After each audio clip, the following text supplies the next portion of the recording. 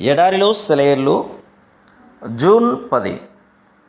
దేవుని ప్రేమించు వారికి అనగా ఆయన సంకల్పం చొప్పున పిలువబడిన వారికి మేలు కలుగుటకై సమస్తమును సమకూడి జరుగుతున్నవి. రోమా 8:28.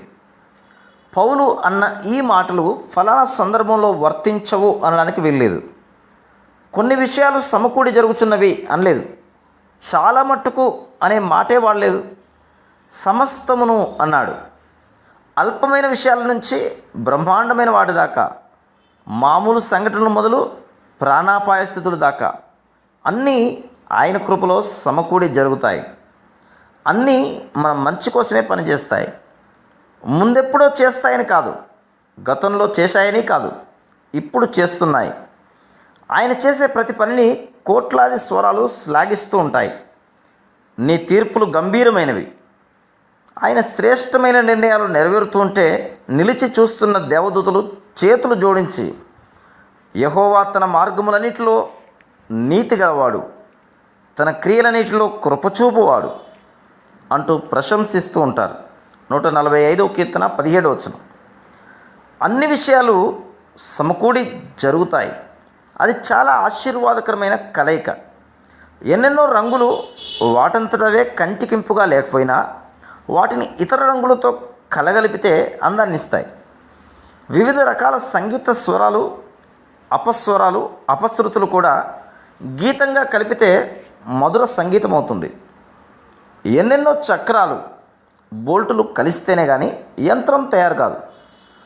ఒక దారాన్ని విడిగా తీసుకోండి, ఒక నాదాన్ని, ఒక చక్రాన్ని, ఒక రంగుని తీసుకోండి, వాటిలో అందం కానీ ఉపయోగం కానీ కనబడదు.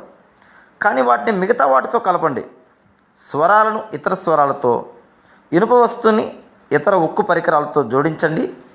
ఫలితం ఎంత సౌష్ఠవం నిండి ఉంటుందో చూడండి. విశ్వాసానికి ఇదే పాఠం. ఇప్పుడు నీకు తెలియకుండా దాగి ఉన్నవన్నీ ఇక మీద నీకు తెలుస్తాయి. ఒక విశ్వాసికి 1000 శ్రమలు వస్తే దానిలో అతనికి మేలు కలిగించే శ్రమలెన్ని? 500 కాదు, 999 + 1.